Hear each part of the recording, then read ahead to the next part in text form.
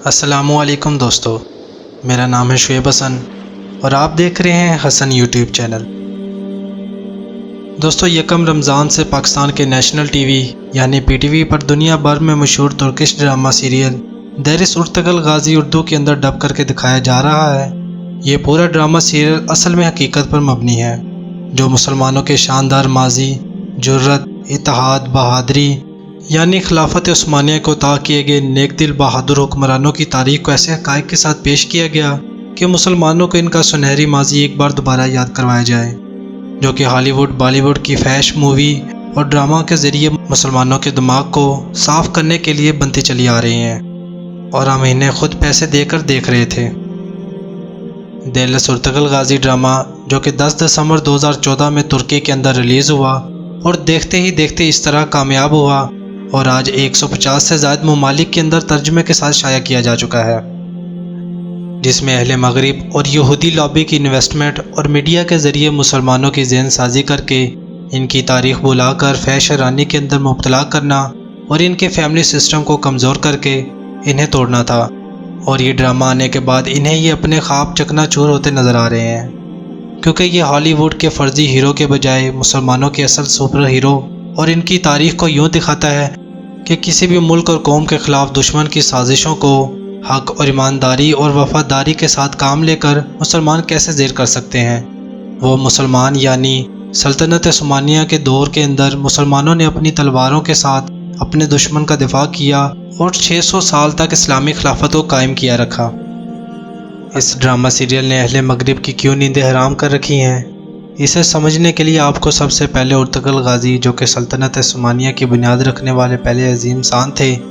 ان کی تاریخ، عروج، زوال اور سلطنت عثمانیہ کو کیسے قائم کیا گیا، مختصر طور پر سمجھنا ہوگا۔ دوستو، سلطنت عثمانیہ، جو کہ دنیا کے 3 براعظم تک پھیلی ہوئی تھی اور دنیا کی سب سے مضبوط ترین ریاست تھی،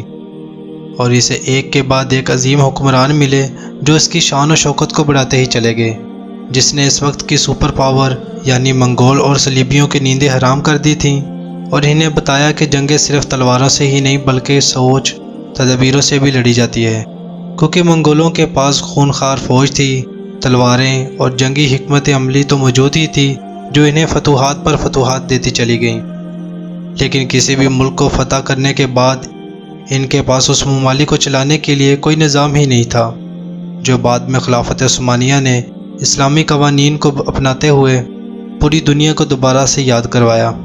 تو شروعات ہوتی ہے چنگیز خان کے قدرستان کے حملے سے،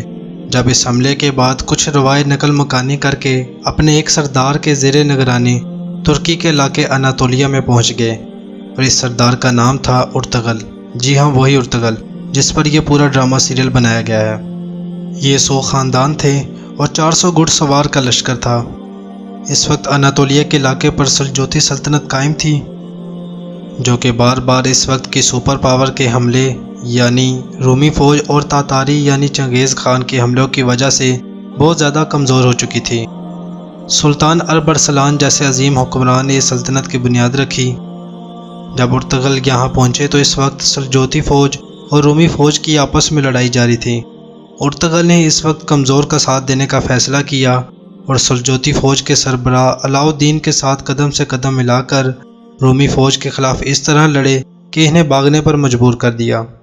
جس کے بعد سلطان علاء الدین نے خوش ہو کر اناطولیہ کی مغربی سند کو ارطغرل اور ان کے خاندان کو دینے کا فیصلہ کیا،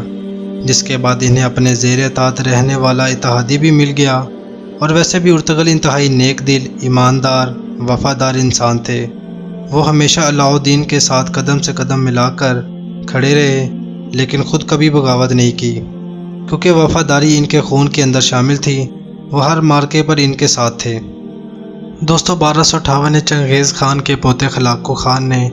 بغداد پر حملہ کر کے اس طرح تباہ کیا کہ صحیح معنوں میں خون کی ندیاں بہا دی۔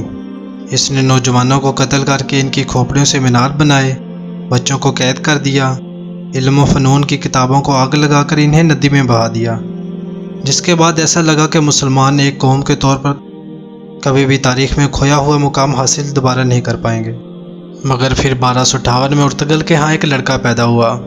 جس کا نام عثمان رکھا گیا۔ یہ ذہانت، اخلاق، وفاداری میں اپنے والد کرم جیسا تھا۔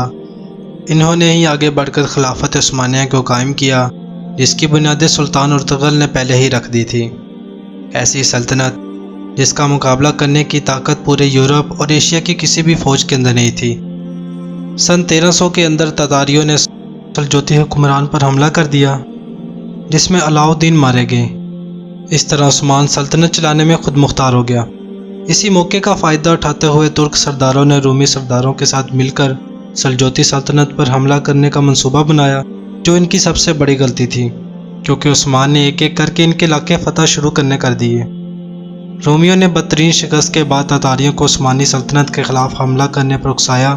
جواب میں عثمان نے اپنے بیٹے اور اگلے سلطان اوہان غازی کو فوج کی کمان دے کر بھیجا۔ انہوں نے تتاریوں کو ایسی عبرتناک شکست دی کہ ان کی دوبارہ حملہ کرنے کی جرت نہ ہوئی۔ سلطان عثمان کو موجودہ ترکی کے شہر بروسا میں دفن کیا گیا اور ان کے بیٹے اوہان غازی نے اس شہر کا محاصرہ کر کے اسے بھی فتح کر لیا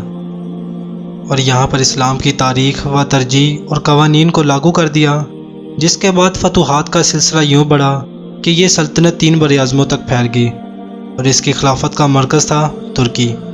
اس خلافت کے اندر موجودہ دور کے آرمینیا، عراق، شام، اردن، فلسطین، بلغاریہ، یونان، مکہ، مصر جیسے علاقے شامل تھے، اور یہ خلافت 1924 تک قائم رہی۔ 1923 میں پہلی جنگ عظیم کے بعد سلطنت عثمانیہ کے مخالف فوجیں مثلا فرانس، جرمنی اور برطانیہ نے زبردستی ترک کے سلطان کو گھیر کر ان سے ایک معاہدہ کیا، اگر اپنی سلطنت کو حملوں سے بچانا چاہتے ہو تو امن کے لیے ہماری شرائط ماننا پڑے گی، جس پر برصغیر کے مسلمانوں نے مل کر اس کے خلاف مذمت بھی کی تھی۔ اس معاہدے کا نام معاہدہ لوزان تھا، جو کہ 100 سالہ معاہدہ تھا، اور اس معاہدے پر مصطفیٰ کمال اتا ترک نے دستخط کیے اور یہ 100 سالہ معاہدہ ہو گیا۔ پہلے جنگ عظیم کے بعد برطانوی فوج نے ایک سازش کے تحت عربوں کو بہکایا، کیا تم لوگوں کے اندر غیرت نہیں ہے کہ تمہارے گھر کے اوپر ایک غیر عرب لوگ حکومت کر رہے ہیں؟ تم لوگ ان سے اپنا گھر واپس کیوں نہیں چھین لیتے؟ اور ویسے بھی اس وقت سلطنت عثمانیہ جنگ کی وجہ سے کمزور ہو چکی ہے اور اس سے بڑھ کر کوئی اچھا موقع نہیں۔ اس سازش میں آ کر آل سعود نے بغاوت شروع کر دی اور سلطان نے یہ سوچ کر اس مقدس اور اللہ تعالیٰ کے گھر میں خون خرابہ نہ ہو، بنا کسی شرائط کے مکہ مکرمہ کو آل سعود کے حوالے کر دیا، جس کا نام حجاز مقدس سے بعد میں سعودی عرب پڑ گیا۔ تو اب بات کرتے ہیں معاہدہ لوزان کی، جو کہ مختصر طور پر بیان کرتا ہوں اور اس کی ڈیٹیل الگ ویڈیو میں بیان کر دی جائے گی۔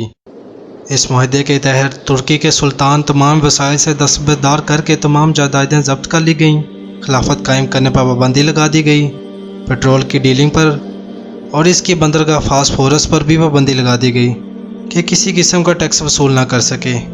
اسے عالمی ملکیت قرار دیا گیا، یعنی کہ ترکی کے ہاتھ پاؤں باندھ کر اسے ایک سائڈ پر پھینک دیا گیا۔ مصطفیٰ کمال نے ایک اسلامی ترکی کو ایک سیکولر ترکی بنانے کا آغاز کیا۔ اس نے وہ ہر کام کیا جسے ہمارا دین روکتا ہے، یعنی کہ ترکی کو دین اسلام سے دور ہوتا چلا گیا، جس کے بعد اللہ تعالیٰ نے ترکی کو ایسا عظیم حکمران عطا کیا جس نے بغیر فوج، اپنے مخالف اپوزیشن اور بیرونی دشمنوں کے ہونے کے باوجود ان کا مقابلہ کیا اور ترکی کو دوبارہ اسلامی ریاست بنانے کا آغاز کیا۔ معاہدہ لوزان جو کہ 2023 میں ختم ہو جائے گا، 2023 جو کہ 3 سال ہی دور ہے، جب یہ معاہدہ لوزان ختم ہو جائے گا، جس کے بعد تمام پابندیاں ختم ہو جائیں گی اور ترکی ہر طرح کے فیصلہ کرنے پر خود مختار ہو جائے گا، اور یعنی اپنی خلافت قائم کر سکے گا اور اس پر کوئی پابندی نہیں ہوگی۔ اسی وجہ سے پورے یورپ کی نیندیں حرام ہو چکی ہیں، جس کی مثال یوں ملتی ہے کہ 15 جولائی 2016 کو ترکی کی فوج کے ساتھ مل کر اسرائیل اور امریکہ نے ترکی کے اندر بغاوت کی کوشش کی، لیکن ترکی کے عوام نے بہادری کا مظاہرہ دکھا کر ٹینکوں کے آگے لیٹ گئے اور اس بغاوت کو کچل دیا، کیونکہ یہ سازشی لوگ جانتے ہیں کہ مسلمان اگر ارطغرل غازی کی طرح یا مرد مجاہد کی طرح ایک مرتبہ دوبارہ اکٹھے ہو گئے تو انہیں کوئی نہیں روک سکتا، پھر ان کو ہر ظلم اور زیادتی کا جواب دینا پڑے گا، جس طرح یہ مسلمان ممالک میں کرتے آئے ہیں۔ دوستو، ارطغرل غازی نے اپنی ساری زندگی ایمانداری، وفاداری اور نیک دلی میں گزار دی۔ یہ لوگ جانتے ہیں کہ انہیں بھی رومیوں اور تتاریوں کی طرح کچل دیا جائے گا، اسی لیے اس ڈرامے کو روکنے کے لیے بہت سی سازشیں کی گئیں کہ کسی طرح اسے بدنام کر کے روک دیا جائے۔ دوستوں سلطنت عثمانیہ نے جنگ اسلامی تعلیمات پر لڑی، قیدیوں سے اچھے سلوک کیے، اقلیتوں کو تحفظ فراہم کیا۔ انہوں نے منگولوں کی طرح کھوپڑیوں سے مینار نہیں تعمیر کروائے، اور انہوں نے ہتھیار ان پر اٹھائے جنہوں پر اسلام نے اجازت دی۔ دوستوں تاریخ کے اندر ارطغرل غازی جیسے حکمران بہت کم آئے، اور ہماری تاریخ بھی یہی سکھاتی ہے کہ جب تک ہم اسلامی اصولوں کو نہیں اپنائیں گے تو ہم کامیاب نہیں ہو سکتے، کیونکہ جنگیں ہتھیاروں کے بجائے اصول اور حوصلوں سے بھی جیتی جا سکتی ہے۔ آج ہم مسلمان اس لیے وہ دور دوبارہ حاصل نہیں کر پا رہے کیونکہ ہم اسلامی روایات سے دور ہیں۔ آج ہم آپس میں ایک دوسرے کے ساتھ لڑ رہے ہیں، جبکہ اس وقت ہمیں اتحاد کی ضرورت ہے، جیسا کہ ہمارے خلاف یورپ نے یہ یونائٹڈ نیشن کی طرز پر بنا رکھا ہے۔ اللہ تعالی ہمیں اور تمام مسلمانوں کو اس فریضے کے لیے قبول عطا فرمائے، اور ہم مسلمانوں کو اصل تاریخ سمجھنے کے لیے توفیق عطا فرمائے، کیونکہ دوستوں جو قومیں اپنی تاریخ بھلا دیتی ہیں وہ صفحہ ہستی سے مٹ جاتی ہیں۔ مجھے امید ہے آج کی اس ویڈیو سے آپ کو کچھ نیا جاننے کو ملا ہوگا اور یہ ویڈیو آپ کو پسند آیا ہوگا۔